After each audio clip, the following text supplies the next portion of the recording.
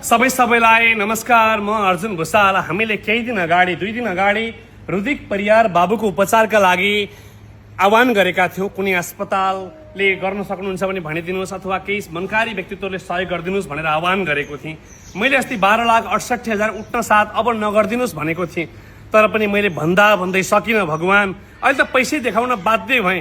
आयो पैसा, अब नपठाइदिनुहोस् भन्नका लागि हो र थप उपचारका लागि हामी पठाउँदैछौँ 27,68,700 रुपियाँ। 27,68,700 रुपियाँ अहिलेसम्म जम्मा भएको छ। हजुरले हेर्नुहोस्, 10 लाख, 15 लाख, 20 लाख, 25 लाख, बाँकी यहाँ चाहिँ 2,68,000 रुपियाँ छ। एकदमै 2,68,700 छ। टोटल 27,68,700 रुपियाँ हो। यो साथ सहयोग समुन्नेका लागि सबैलाई धन्यवाद।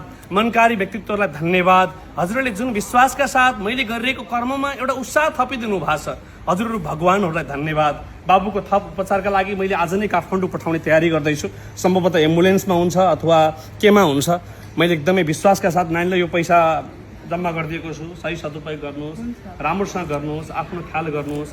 अस्पतालमा यो पैसा झिकेर बस्न नमिल्ने बनाइदिन्छु। तपाईँ डाइरेक्ट अस्पतालमा तिर्न मिल्ने बनाइदिन्छु। भोलि चोर्दैलान्, केही गर्दैलान् है, ख्याल गरेर हिँड्नु होला।